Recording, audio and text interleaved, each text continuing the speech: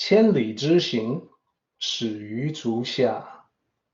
A journey of 1,000 miles begins beneath the feet. We now gather in the Tao to travel the journey together. Welcome to Tao Talks with Derek Lin, where we take a deep dive into the Tao Te Ching by Lao Tzu.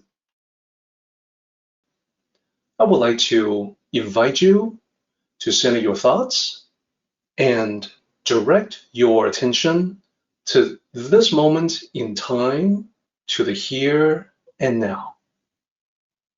To be fully present and mindfully aware as we all ready ourselves for this sacred process of the Tao. Previously, I talked about the Chinese name for the chapter. This, of course, is information that you don't usually get from any of the commercially available sources, the translations that are out there. But indeed, every chapter in the Tao Te Ching has a Chinese title.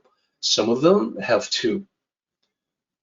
This one, 58, has only one title, and all Chinese titles are 3 characters long, and you see the 3 characters down below.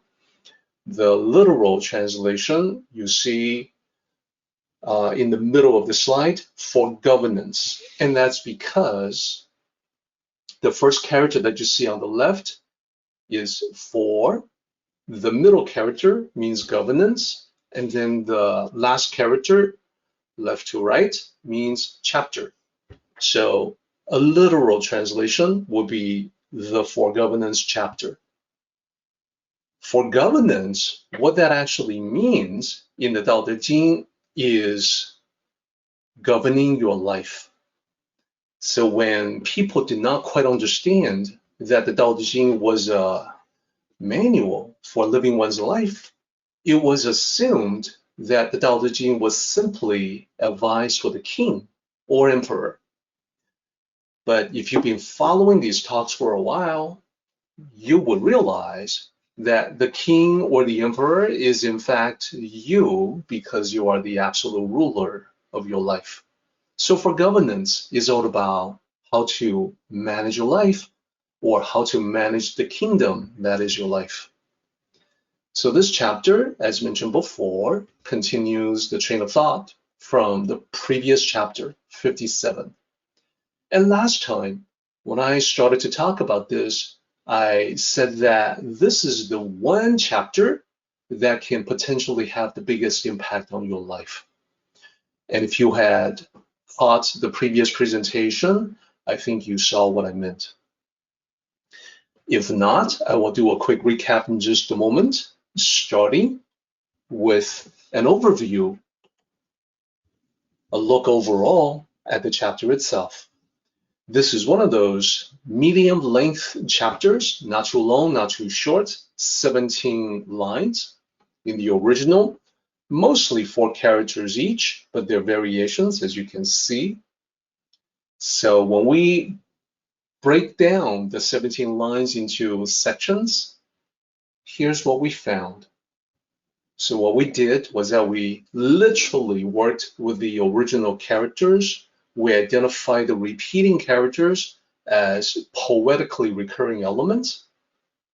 We highlight them, and then we use that as well as the meaning of the lines to figure out where the logical breaks are, where the logical section breaks ought to be.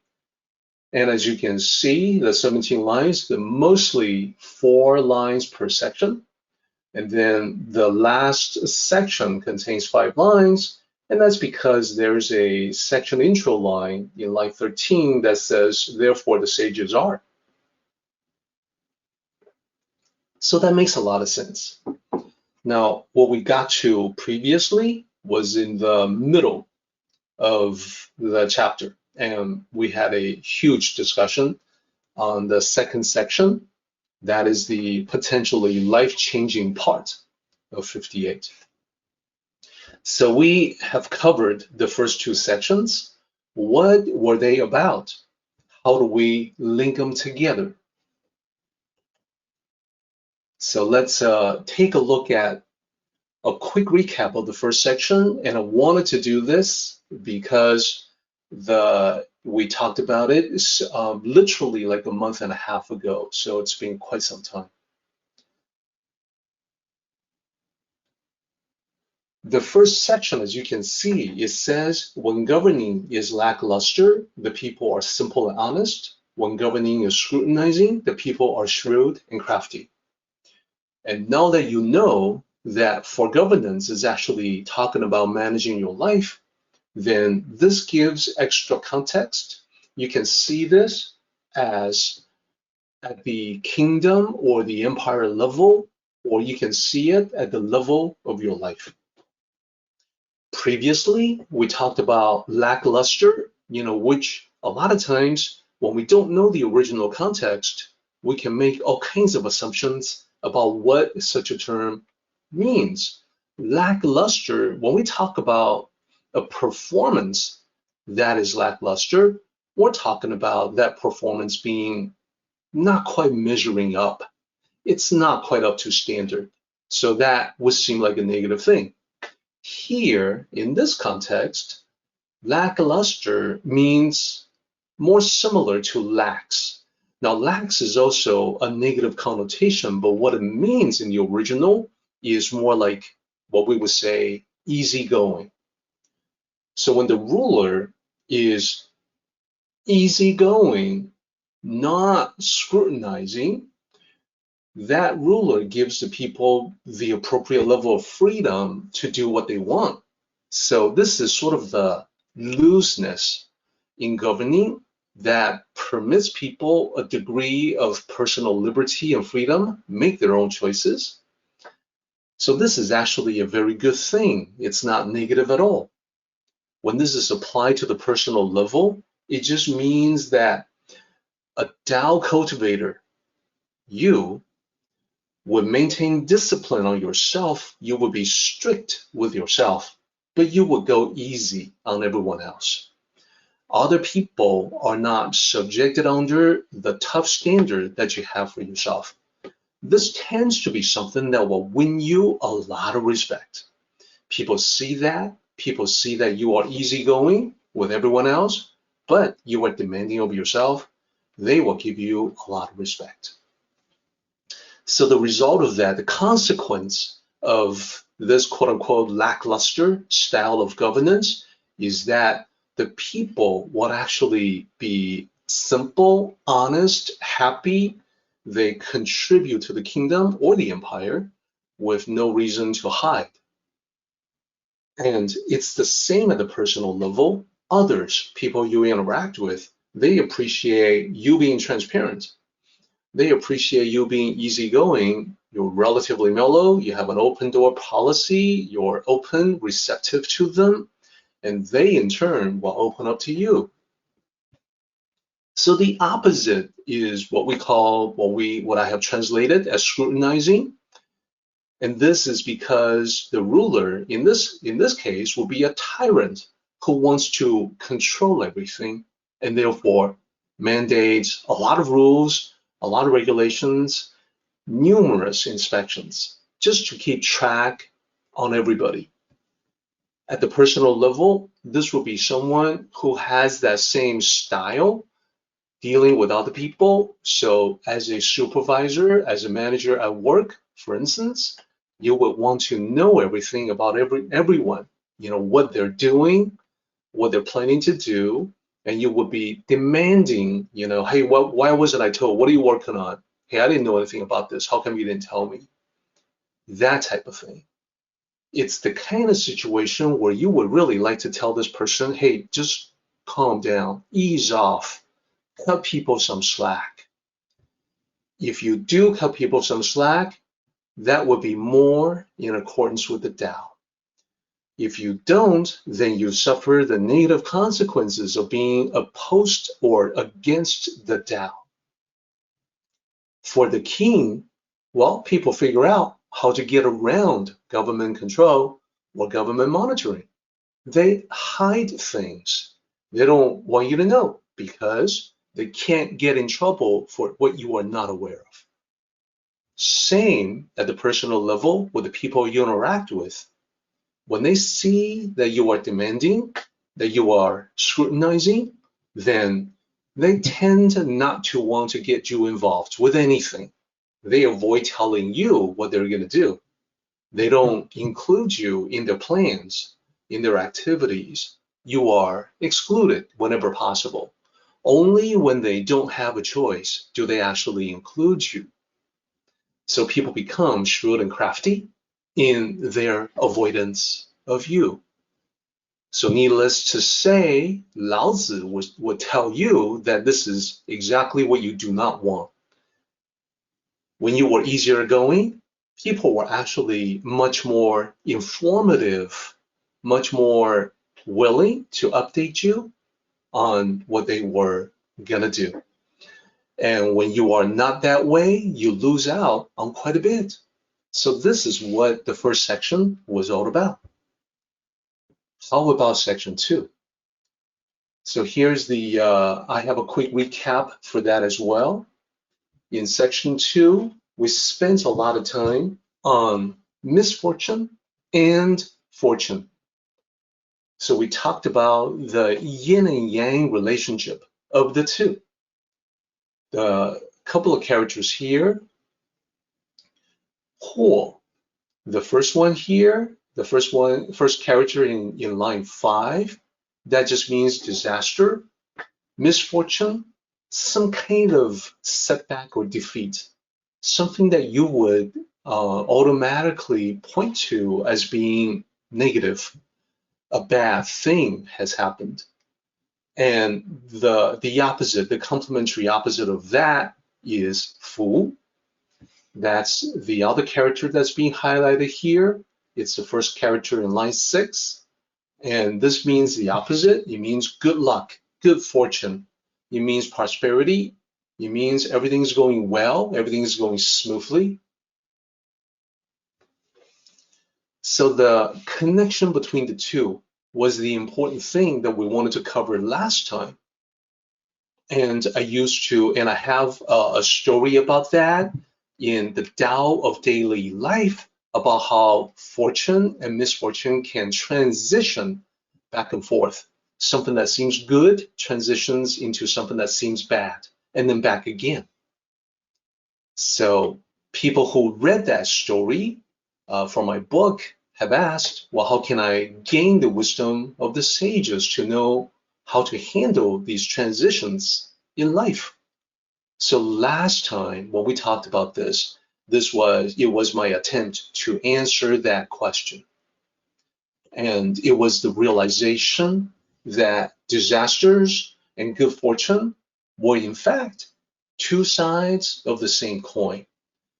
When you look at one side of a coin, you automatically know there's the other side. Therefore, when you see something bad happening, you should automatically be aware that there's the potential for good hiding somewhere. Even though everything seems awful, everything seems horrible, there is some kind of silver lining around the dark cloud. And it's similar the other way.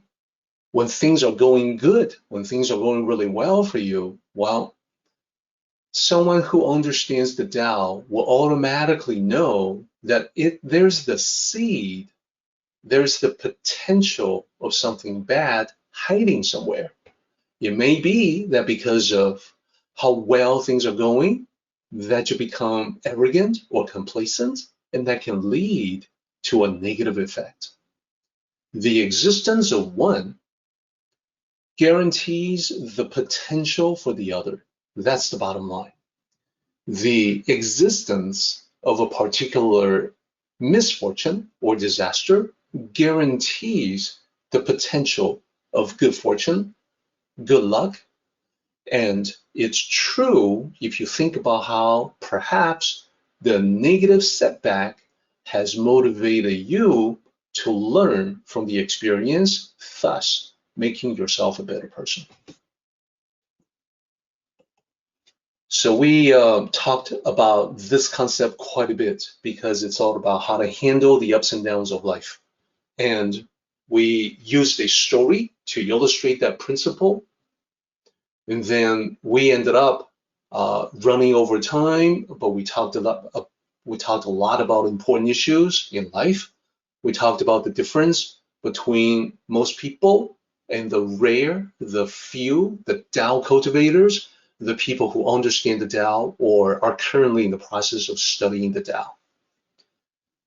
So for most people, I would say it's fairly obvious. Just look around you. There are so many people you know, that you see, that you can observe, who simply do not know how to handle good things or bad. So lottery winners would oftentimes misspend their fortune and then end up being broke or miserable. In a similar way, misfortune is not always well handled. So for most people, for many, I should say, life seems to just happen to them. It's like hurricane winds blowing them this way or that, which is why I said in the slide, to those who don't know the Tao, life just happens. It happens to them. It's very common to see that people lose their heads when they encounter good fortune. They become careless and they let the goodness slip away. We don't want that for ourselves. We want to know how to handle it much more wisely. We want to be able to see the possibility of the bad hiding in the good. In a similar way, when bad things happen, you definitely see people who are crushed, defeated, maybe even down for the count, if they don't know how to look for the good hiding in the bad. So we want to be different from that. We always want to be able to extract some kind of life lesson from something bad that has occurred, even when it is nothing that we have control over. Perhaps it is the weather, perhaps it is the economy, perhaps it is the government. When something bad happens, we can still get something good out of it, like being grateful for what we do possess. Either way, we do not want to be victims of fate. Think about how people, when encountering good things or bad, especially bad, what do? They shrug. They shrug, signaling helplessness. Oh well, what you gonna do type of shrug. Nothing I can do about it, that type of shrug. So then, if you do know the Tao, you are trained on how to deal with the good and bad. And this starts with the clarity of perception. The clarity of perception says, don't be too quick to judge whether it's good or bad. Look at the whole thing. Look at the whole situation. Understand how to savor the goodness of good fortune. Understand how to look out for the seed of misfortune. This is what I mean when I have here in this slide, we work with what happens. We don't lose our heads when there's good. And we're not crushed when there's bad. We know how to deal with misfortune, how to transform it into something that is helpful, something that is empowering. So this is a very quick recap of what we talked about last time. Last two meetings, really. And now we are ready to delve into section 3 to talk about new material. And thank you for your patience through all of that. If you are familiar with the previous material, I hope that this serves as a reminder for everyone. In section 3, let's get into line 9. So there's a couple of characters here that I want to highlight for you. Starting with Zhen. So the pinyin, as you see there, starts with a Z sound. So notice that this character is composed of perpendicular lines, 5 of them. So the perpendicular right angles are meant to depict something that is right angles, straight, proper. So the meaning is straight, correct, proper, that which is regarded as normal, that which is regarded as right.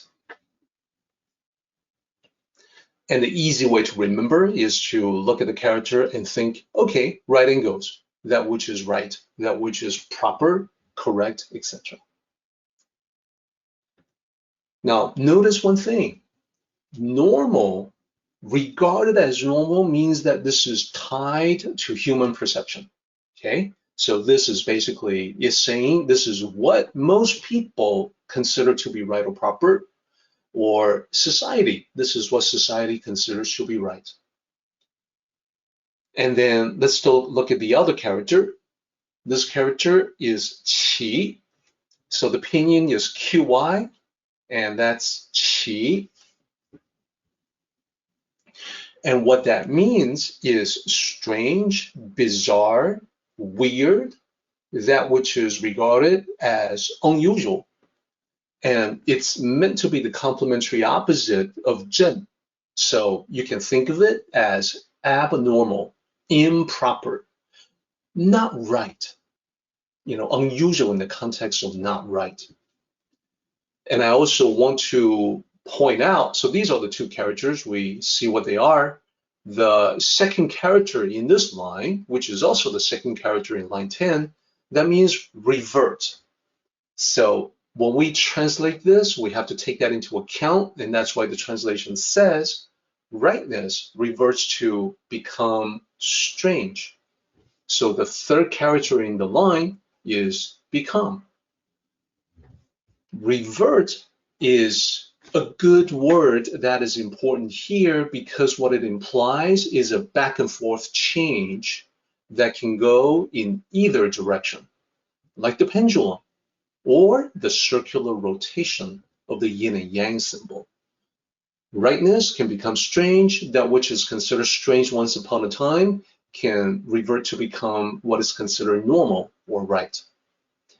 So I would encourage you, when you look at these two characters, zhen, qi, to map them to the yin and yang duality. Understand that they are complementary opposites, and that one produces or begets or implies the other, okay?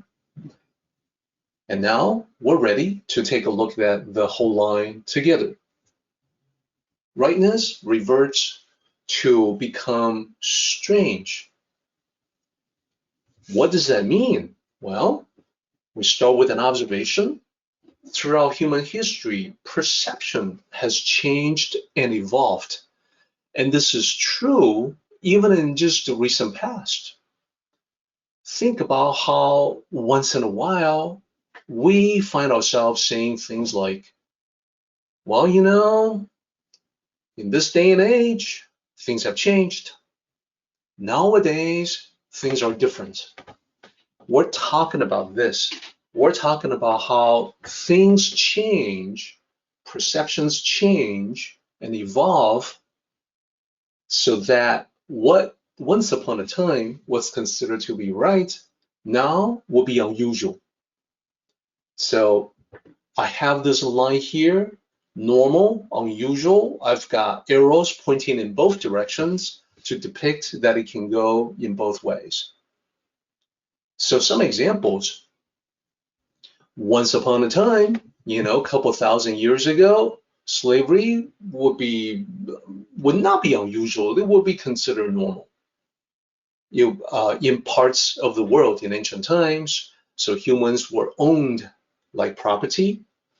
Today, though, in most of the world, slavery would be inconceivable. Human trafficking would be considered to be a heinous crime, a crime that should be eradicated. So definitely humanity has had a change in our attitude toward owning other humans as property. So that's one example of the shift. And then there are many other examples. And it wasn't that long ago, egalitarianism, and this is just a fancy way to talk about human equality, the idea that everyone is born equal with equal potential, opportunities, essential equality among human beings. Now, in the old days, think decades or centuries ago, it was naturally assumed that people were unequal, that you could be a noble or a peasant, and that there was no way that you could be seen as being equal to one another. That's no longer the case. Back in those days, if you talked about people being equal, you would encounter pushback. You would encounter opposition. You would have people pointing out to you, well, look at the royalty, look at us, obviously you are incorrect. Today, hopefully, that has changed for all of us, for most of us, so that we realize the essential equality among all human beings. So things keep changing, things keep shifting around. So think about individual roles in a family, individual roles in society. Sometimes this is something that used to cut along gender lines, and now not so much. The word housewife was once regarded as the norm. Now it's not unusual at all to see a family with the wife not being the housewife, but the breadwinner, and the husband being the stay-at-home dad. Not unusual. We do see that. Gender roles is the same if you think about how in fairy tales of old, the common expression from those fairy tales, someday my prince will come. What that meant in those fairy tales was that when the prince comes and the main character, the princess, or perhaps Cinderella, marries the prince, this would solve all of her problems. Now, that's fairy tales of old, as I said. What about today? Well, it's definitely shifted. It's definitely changed. A modern day Cinderella doesn't need a prince. The prince may come, but she can solve her own problems. Then maybe consider marrying the prince, if the situation is right, because times have changed. So these are just a few examples on the shifting throughout human history. Let's take a look at the next line. It's discussing along the same ideas. Line 10 says goodness reverts to become wicked. And this is now about good and evil. Let's single out the characters to see what they are. Starting with San. So the pinyin there, as you can see, it's fairly close to the Mandarin. And then the meaning of this character is being kind or virtuous, sometimes good in the context of skillful, good at something. So that which is overall regarded as good, a positive thing. Then what about the other character, the character from the very end? Yao. Pinyin is like this, Y-A-O. For basketball fans, no, this is not the same character as the surname for the basketball player Yao Ming. That's a completely different character, different sound. So Yao means demon, evil spirit, devil. So that which is regarded as wicked, twisted, bad. So again, you're seeing the complementary opposites like the yin and yang symbol. And again, you are also seeing that the good and evil, the perception thereof, is tied to human judgment. So this is talking about what most people or society consider to be good or positive, and what people or society consider to be negative. So I want to be very clear that when we talk about the right or the good in these two lines, it's not from the perspective of the Tao. Sort of like it's not the absolute good, the absolute bad, etc. It's the perception of goodness or badness. And it would be an astute observation to map san, and yao to the yin and yang duality. So san usually associated with goodness, yao associated with twisted wickedness. And remember, the word revert, that is still the second character here. So it's equally important, and it means that it can go in both directions. There can be a back and forth change. Something good, something bad. Something bad, something good. We saw how this works when we spoke of misfortune and fortune. So now let's take a look at the entire line together. Goodness reverts to become wicked. Human civilization gradually modifies itself over time, and therefore attitudes about what is good or righteous, what is bad or wicked, can also change over time. And again, I put a arrow in both directions between these two quantities, these two qualities, I should say, and they go back and forth. Now, we can say, we can observe that overall, human civilization, it appears that we human beings tend toward the direction of greater peace and harmony. But we all know that sometimes it's like 2 steps forward, 1 step back. And we certainly had, World War I, World War II, and many conflicts all around the world to remind us of that very real possibility. Regression is always a possibility. And in general, the more we advance as a civilization, human civilization, the more we tend to care about protecting the weak and defenseless. And this includes those who are less fortunate in life, the members of society who do not come from a privileged background, right? It used to be that the poor was exploited all the time, right? It used to be that the exploitation was justified in terms of productivity and profits. Now, not so much. And look at this, my first example here, increasing awareness of animal abuse. Well, not that long ago, it was pretty much accepted to assert that humans have dominion over animals, a God-given right, a divine right of domination over animals. Nowadays, people are increasingly concerned about cruelty to animals, about giving a voice to those who don't have a voice to speak for themselves, such as the animals.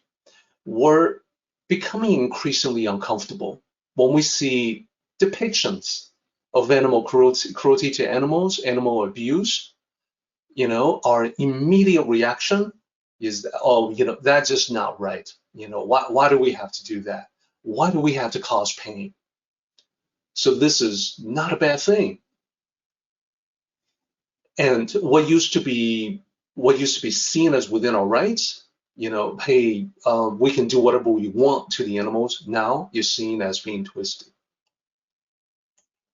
Yet another example, think about the Crusades, think about the Inquisition.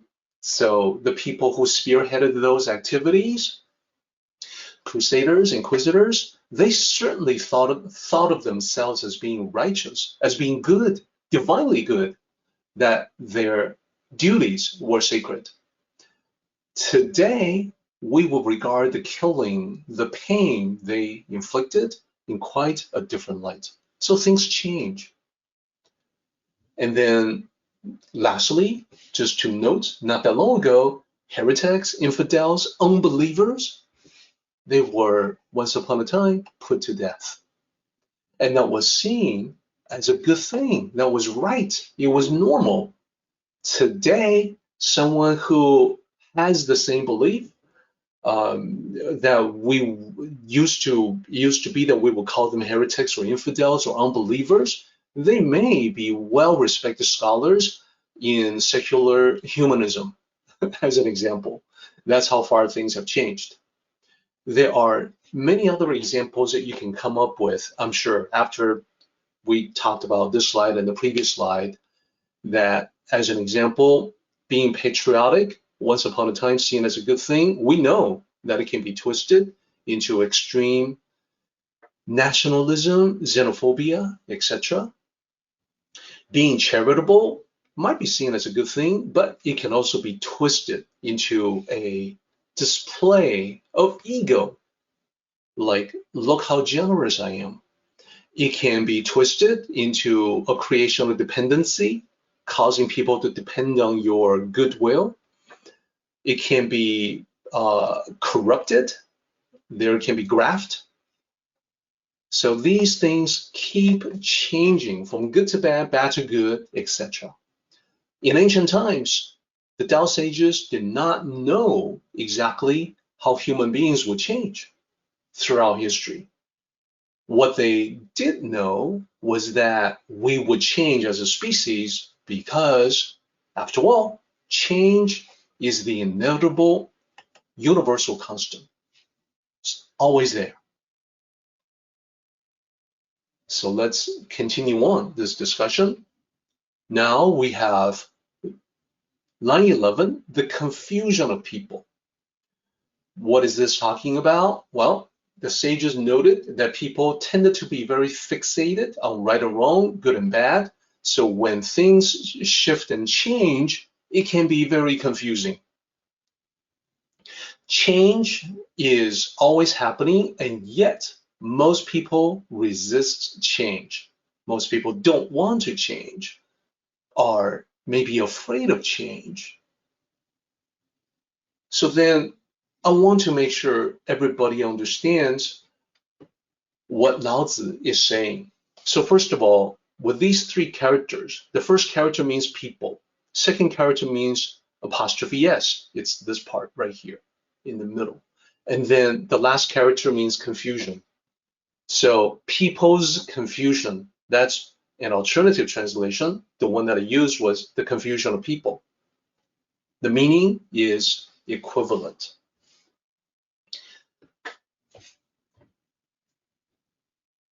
So the transition of right and wrong, good and bad, can be very confusing.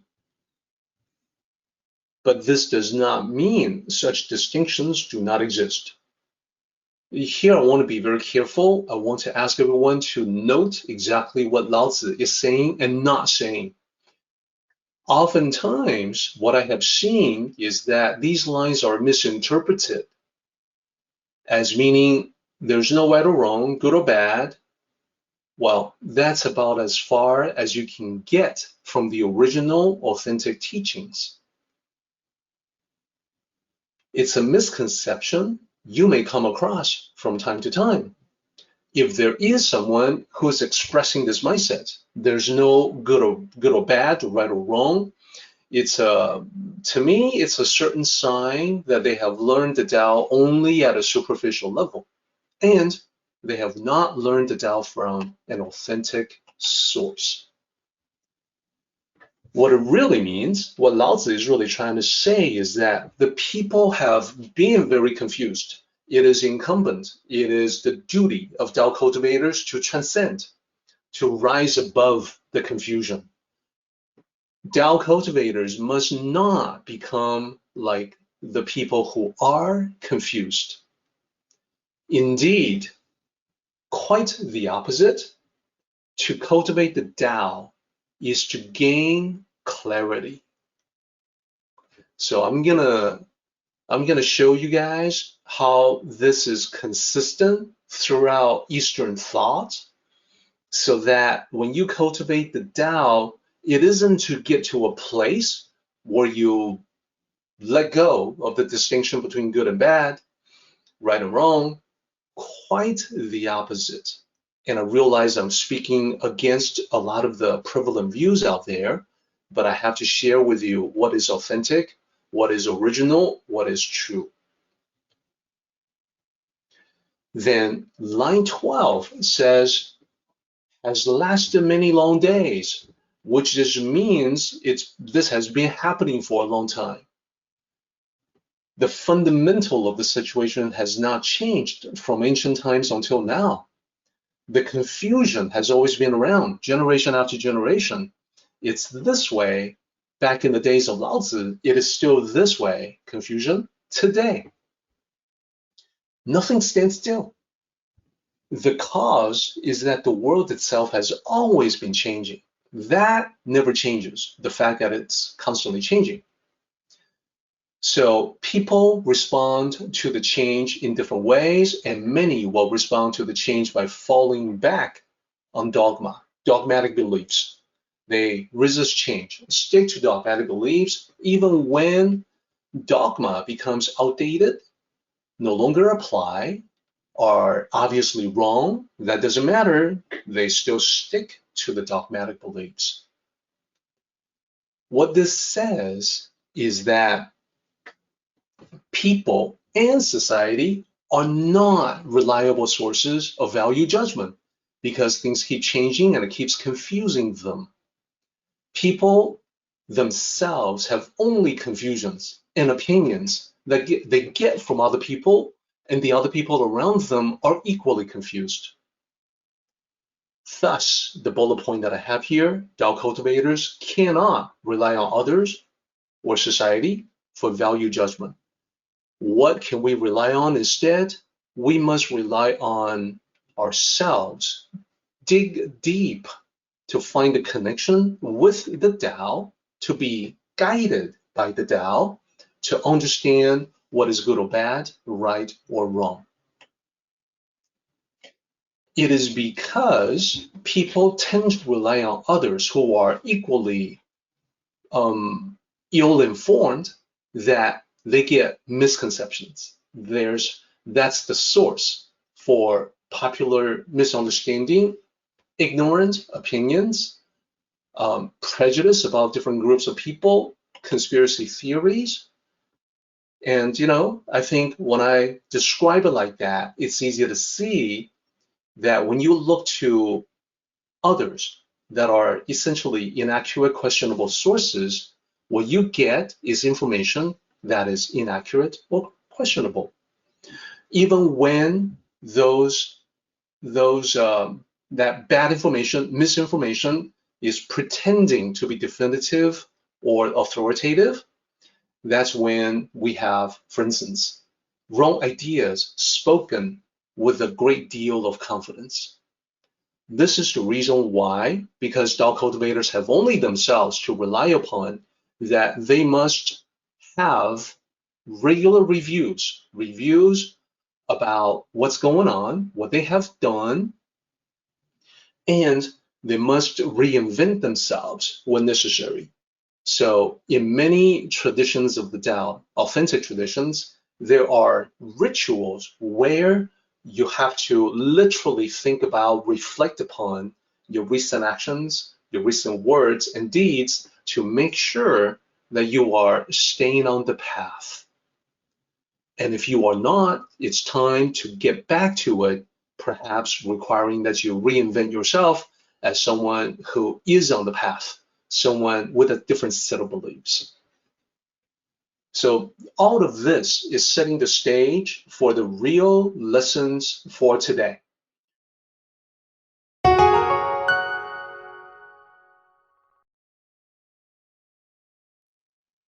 So line 13 talks about the sages. So I want to single out these two characters for further analysis. 圣人. Here's the opinion on that. 圣人, that's the pronunciation. So let me talk about this for a moment. Literally, 圣 means divine, 人 means person. So 圣人, would that be a divine person? Well, not quite. The meaning is someone who has divine wisdom, someone who is so wise that the wisdom approaches the divine. In other words, a sage. Let's be very clear, and I think it's obvious, sages are humans who have attained divine wisdom. They're not deities. I think this should be obvious to everyone.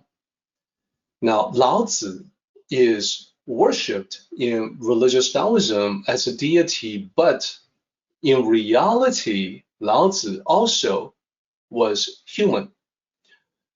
And he was a sage. He was one of many, not a deity.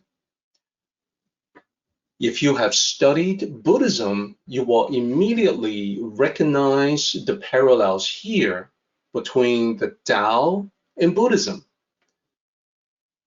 The Buddha, oftentimes worshipped as a deity in religious Buddhism, is actually just a human who has attained enlightenment.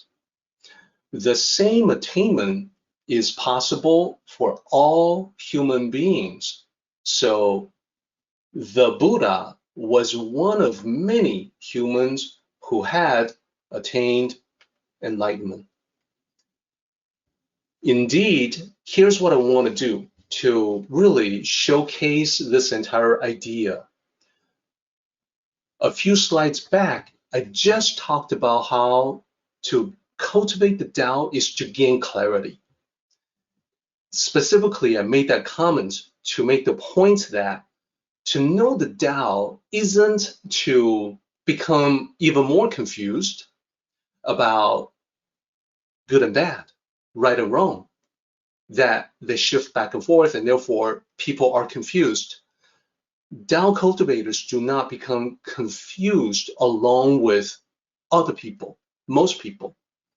Tao cultivators become increasingly clear on how the world actually works. When something happens, they don't rush to assign it as the label of good or bad, and that's because they look at the whole thing. They realize that there are some elements that will be detrimental, and then there are also elements that demonstrate the potential for good, etc. They want to know the whole thing. They want to be clear. When I showcase the Eastern traditions in that fashion, with both the Buddhism track and the Tao, it becomes very clear. So in this table here, the top, you're going to see the two paths of wisdom, Buddhism and the Tao. Now, of course, I'm not talking about religious Taoism now. I'm talking about the Tao because that's what we are exploring, not as a religion, but as a way to live. Then down the left-hand side, you're going to see the three levels prior to enlightenment. This is talking about the lay public, the lay person who doesn't know that much about Buddhism or the Tao. And then the next level beyond that will be attaining enlightenment. That is, being on the way, being in the process of becoming more spiritually wise. And then there's the goal, there's the aspiration of enlightenment. So there are many, many parallels between the two, and they come from the same human need to understand the world better. Prior to enlightenment in Buddhism, most people are described as 众生, sentient beings. They are described as mostly asleep. I put asleep in quotation marks because when sentient beings are described as asleep, it's not a literal description that people are sleeping. Everybody is sleeping for, hours in a day. 众生 are quote unquote asleep.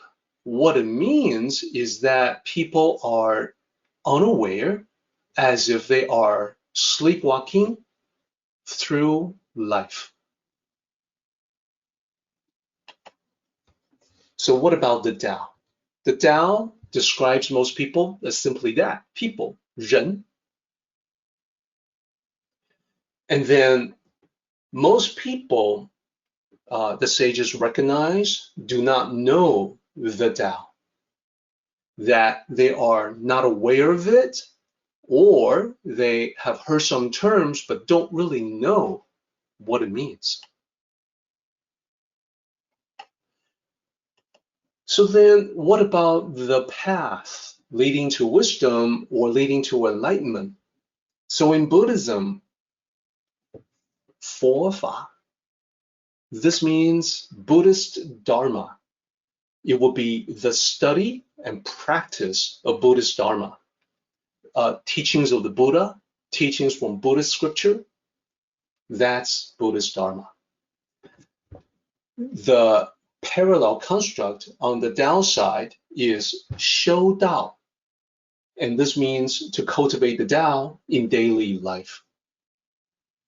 So these are the two ways that one can go from, just a sentient being that is quote unquote asleep to the state of the Buddha, or go from people who are unaware or ignorant of the Tao to someone who fully comprehends the Tao. So keep in mind that in Buddhism, the metaphor is that people are asleep, and extending from that metaphor, when they become enlightened, they wake up. The sleeper wakes up. That's the metaphor in Buddhism. Sort of like when we say, wake up and smell the coffee. Sometimes you'll hear people say that to one another. And when they say wake up, they also don't mean it literally. They mean that, well, you are mistaken, you are delusional, now it's time to wake up and smell the coffee. In Buddhism, the idea is that when you become awake, you gain access to the greater reality, the complete and true reality, the truth of the world, the truth of existence. Now in the Tao, the parallel, the counterpart is 圣人, the term that we're talking about right now. The Tao sage. So the enlightenment from the Tao context is to attain oneness, to recognize that all the different divisions of the world ultimately are rooted in the one, that there's a crystal clarity in that the confusion that most people have about the Tao, it's like a fog that has lifted away. So your view of reality gains a kind of crystal clarity. Either way, whether you look at the Buddhism path or the Tao path, the idea is to go from lack of awareness to full awareness, to go from asleep to awakened. That's on the Buddhism side, or to go from a state of ignorance to a state of comprehension and complete oneness.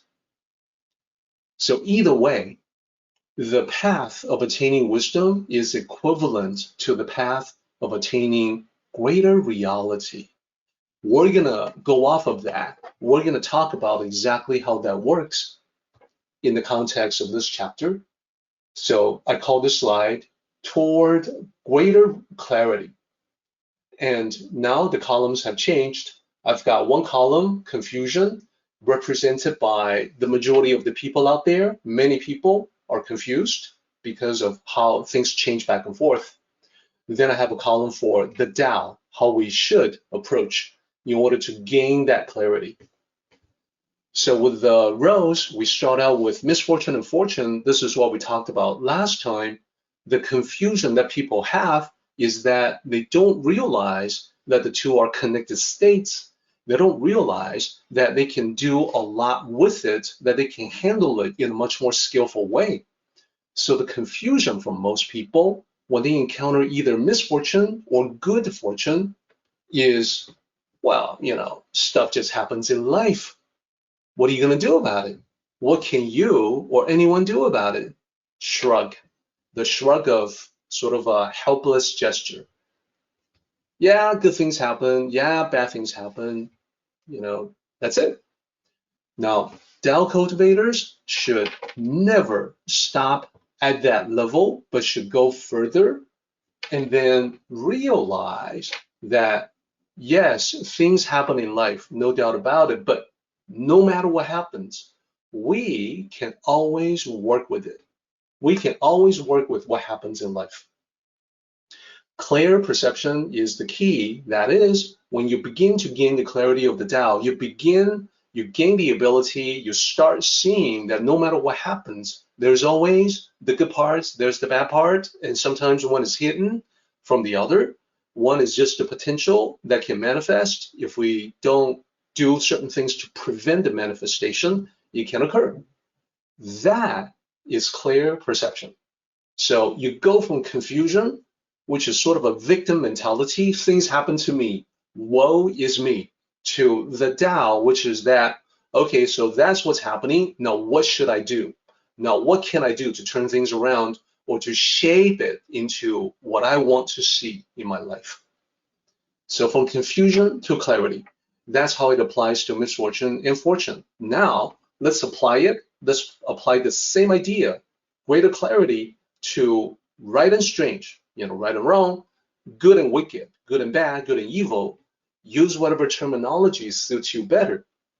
The confusion is something that we do see in our world, and that is the comment on the relative nature of good and bad, right and wrong.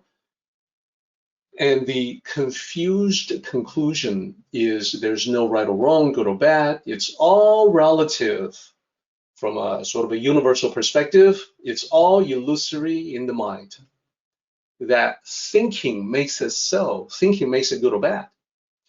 So the issue with this mentality, which has become prevalent in the West, is that it tends to not survive contact with reality. When you are suffering physical misery, as an example, physical pain, you won't be able to convince yourself that there's no good or bad. The pain that you are suffering is very bad. No amount of philosophizing can make it go away. The rubber meets the road. Philosophy encounters reality. In this case, false philosophy. The Tao is much more down to earth, much more practically minded. So for the Tao, there's definitely right or wrong, especially at the personal level.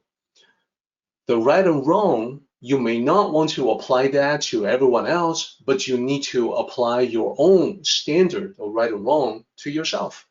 Indeed, it is recommended everyone should have his or her own code of honor, and everyone should live by that. So that's greater clarity, no longer confused. What's right? What's wrong? Who knows what actually you do?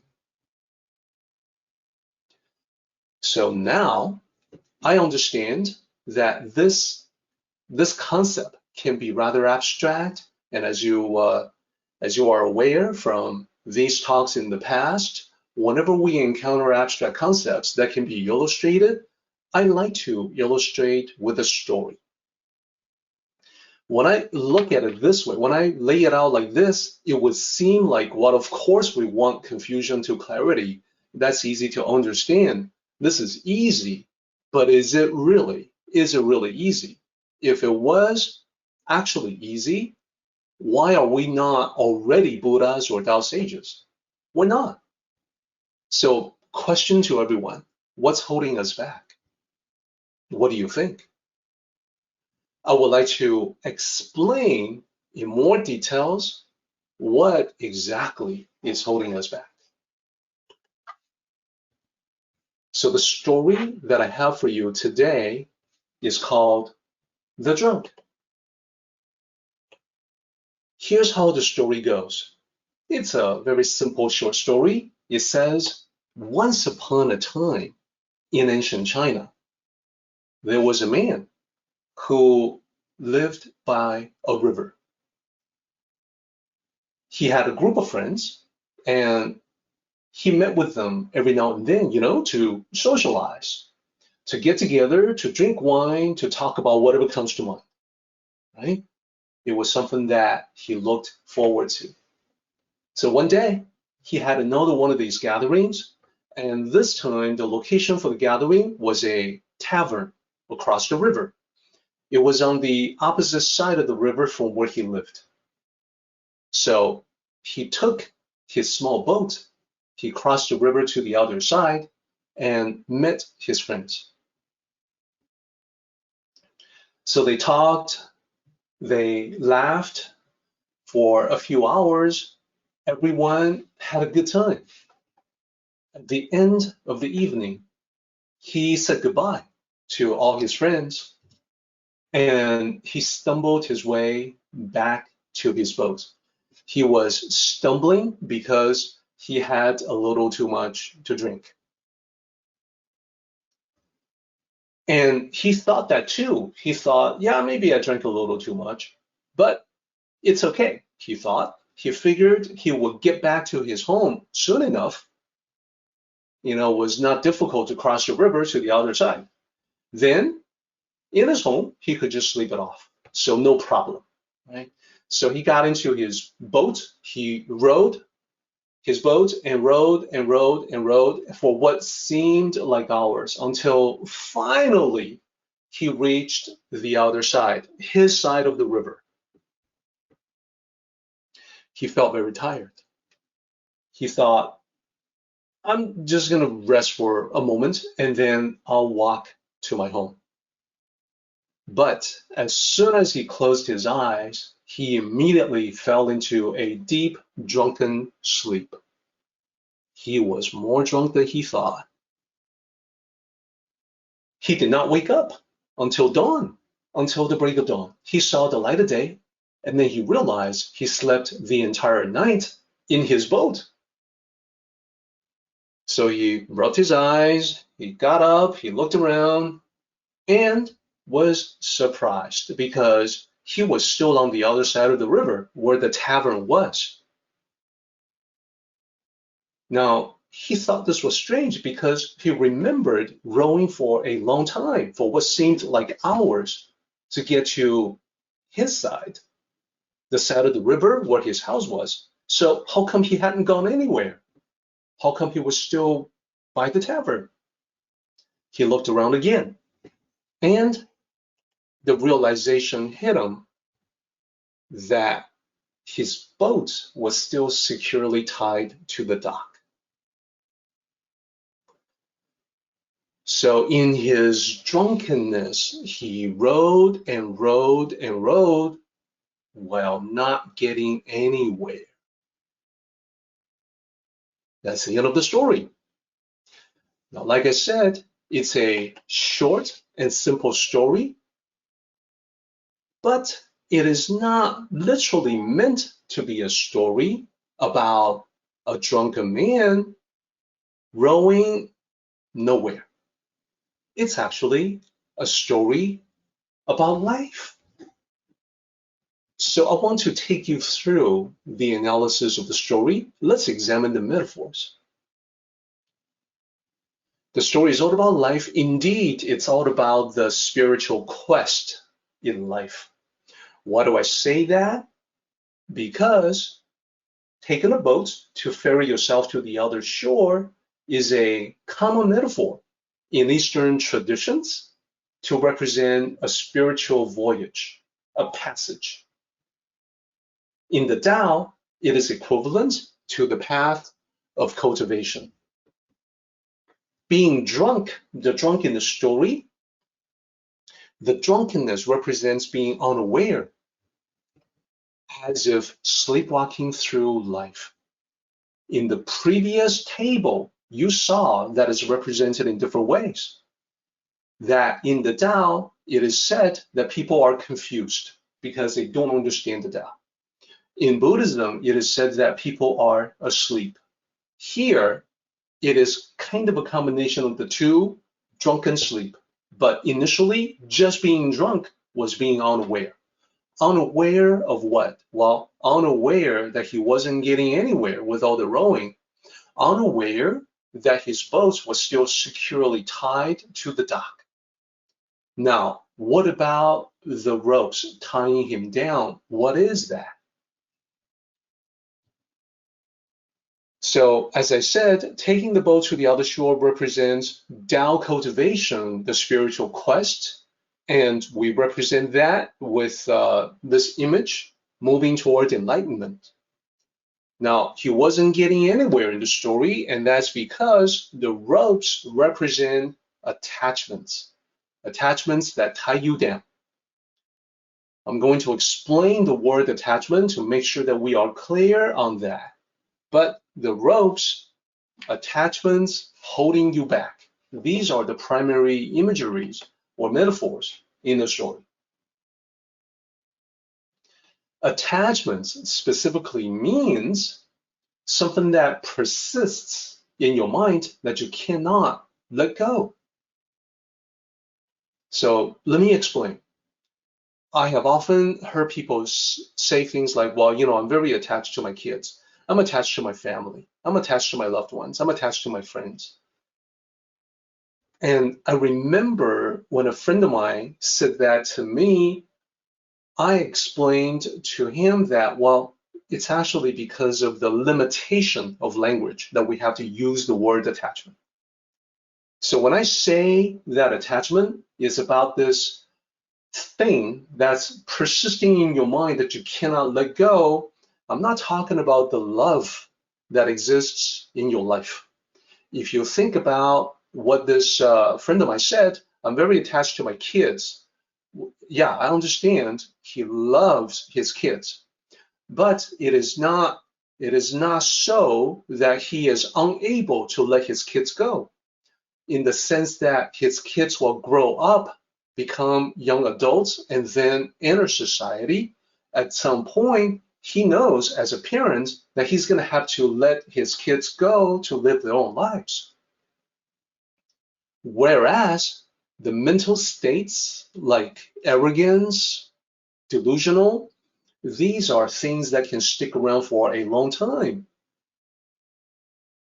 So, bottom line, when we talk about attachments, we're not referring to emotional connections with loved ones. We're talking about a desiring state that verges on obsessive behavior. So one would not say, a healthy person, mentally healthy person would not say, I am obsessed with my kids. I am obsessed with my loved ones, etc. Obsession, we recognize, is unhealthy. We're using the word attachment in that same negative connotation. I want to make sure that's clear. As an example, imagine that someone is practicing the virtue of compassion, kindness, and generosity. Perhaps this person is volunteering at the soup kitchen to feed the poor. How cool is that? Perhaps this person gives a lot of money to charity. That's great too. These activities, if they flow naturally from the heart, will be great merit, great virtue in the Tao. But the hidden agenda may be there as well, and the hidden agenda may be to gratify the ego. I think we have all seen examples of people who do good things to be able to showcase themselves, to virtue signal, look how great I am, to make sure everybody sees how good, wealthy, generous you are, to polish up your public image. Well, when that is the case, the ropes are tied to the dock. You can do a lot of rowing, a lot of quote unquote good work, feeding the poor, giving money to charity, and not move an inch in terms of spiritual cultivation. Hopefully that makes sense to everybody. So in the story, because this is all about the spiritual journey, when the man in the story, the drunk, wakes up in his boat, and sees that the ropes are still tied to the dogs. Well, that moment of waking up is becoming aware of attachments. It's a little bit different from the waking up in the Buddhist context of becoming enlightened. It's a little bit of enlightenment is to be aware that you are still attached. Now, just being aware is not enough. It's not enough to know that you have attachments. You still have to let them go.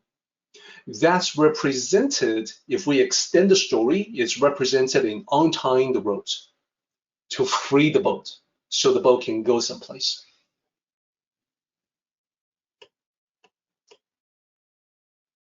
So hopefully that makes a lot of sense.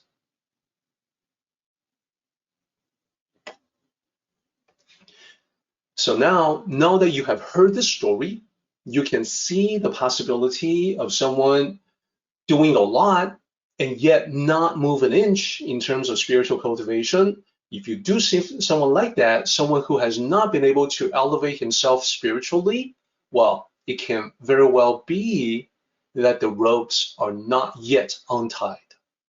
There's still some kind of binding attachment holding this person back. We're going to be using this idea, this concept, to apply to the rest of this chapter. And you're going to see how this works.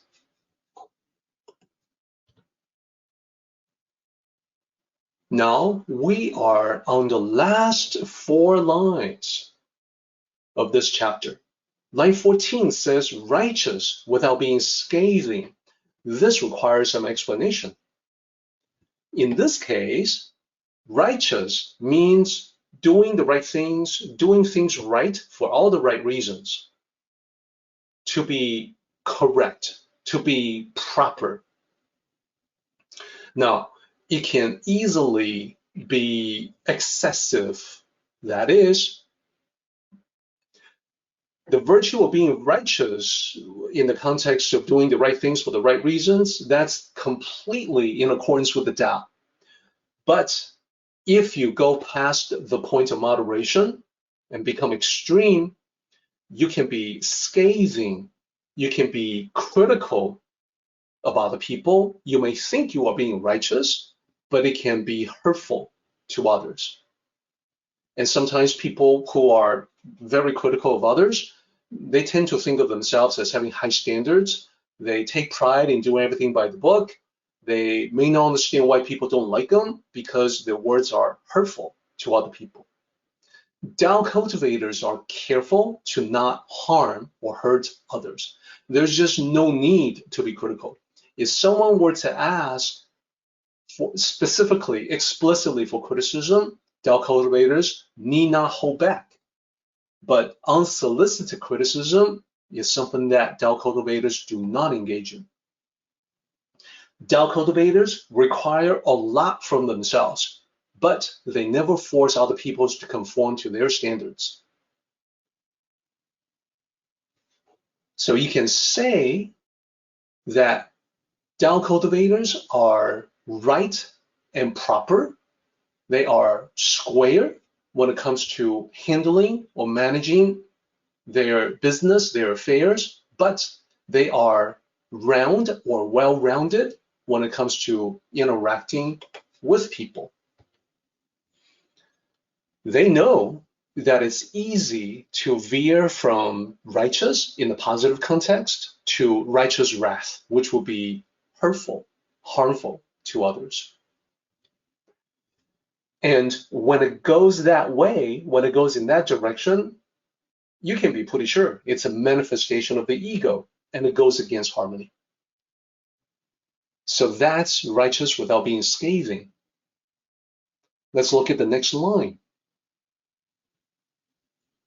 Well, actually, before we get to the next line, I want to draw your attention to the fact that these 4 lines about the sage, from 14 down to 17, these 4 lines are actually a different way to express the same idea about sages from a previous chapter, chapter 56.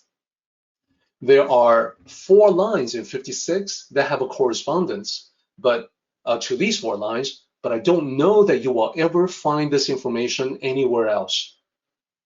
So it is recognized in very in-depth study of the Tao Te Ching that line 14 in 58 corresponds to line 5 in 56. This is a chapter that we studied some time ago, a couple months ago. So the similarities between the two, take a look. Line 14 says righteous without being scathing. Line 5 in 56 says blunt the sharpness. Well, the sharpness in harsh words, harsh criticism is exactly what is scathing. That's what the scathing part is referring to in 14. Sharp critique, harsh words. And as I said, Tao sages are demanding of themselves, critical of themselves, but will not be demanding of others unless they are specifically asked to be demanding. They direct that sharpness, that harshness internally for their own self-discipline. So that's it. Now that is a complete discussion of line 14. Now let's move to line 15. Incorruptible without being piercing. So let's talk about what that means. To be incorruptible means having integrity. And we can recognize that having integrity is a virtue. It's a good thing. It's in accordance with the Tao. It's usually used to describe those who are honest and conscientious. That is, they act from conscience. Now, what can go wrong? Well, those people who see themselves as possessing integrity, they can use it to beat other people into submission. They don't realize that integrity, being incorruptible, is a self-imposed standard, and it's only valid upon oneself. So sages require integrity in themselves, and that's it. The people who don't understand the Tao may pride themselves in being incorruptible and having integrity, but then they want other people, they impose that to other people as well. They dig into other people's business. This is all about finding fault or pointing blame. It's contrary to the Tao because in the Tao, we don't impose or force our standards on others. To do so, that is also a manifestation of the ego, and it also goes against harmony. I think that's clear. Now let me show you the correspondence between 58 and the previous chapter, the collection of 4 lines that correspond with one another. So the second line in this set of 4 corresponds to the second line in the set of 4 from 56.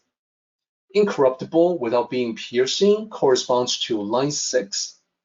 Unravel the knot. So unravel the knot has a bunch of different concepts associated with it. One of them is to simplify the complexity, knots representing complexity. Yet another representation of knots is disputes, arguments, disagreements. To unravel the knot is to resolve the dispute, resolve the disagreement. In order to be able to do that, you must be someone who has integrity, who's seen as fair and just, who is incorruptible, who's not going to be biased, taking one side or the other side. At the same time, you must also be seen as someone who's not going to be piercing in the context of pointing blame, finding faults.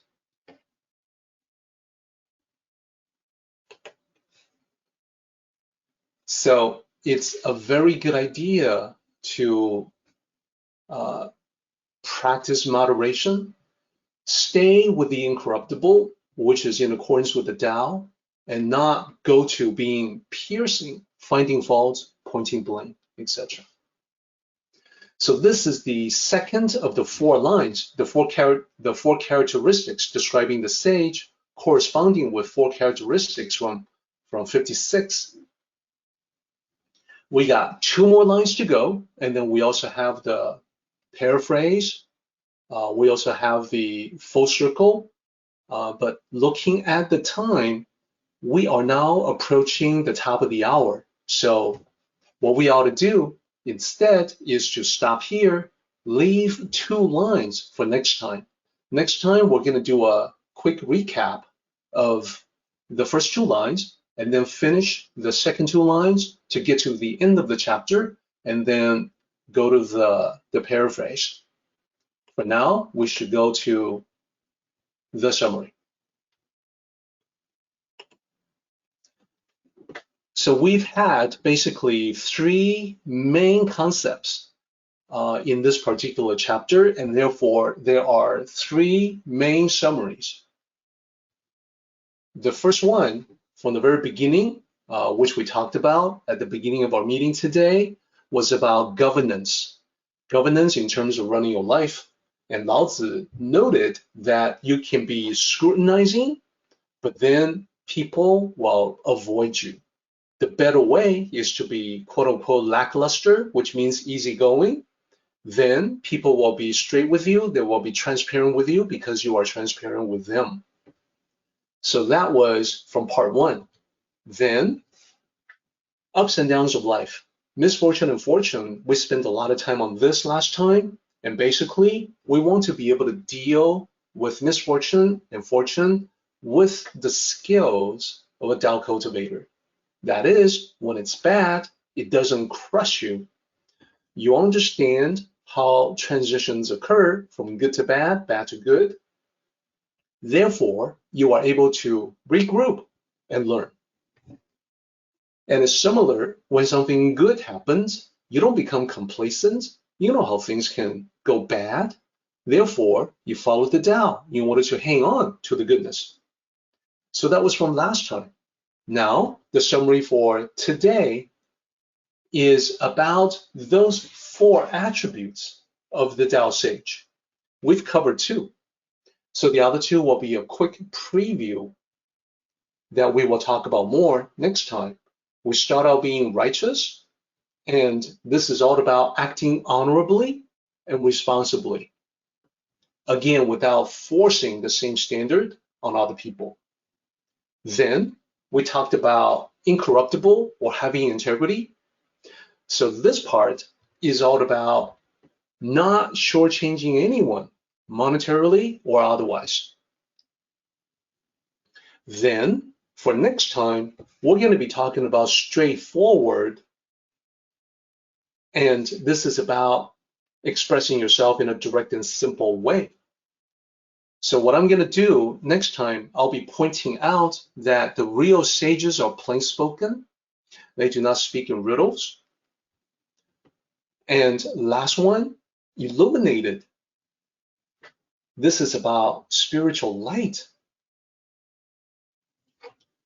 For the sage, it is important that they shine that spiritual light for themselves and other people, but equally important, they do not let that light become too strong, too bright, too much of a glare, because then it can distract, it can make people uncomfortable, it can be harmful. Our meeting has come to an end, but the journey continues on. Let us all travel safely so we can meet again.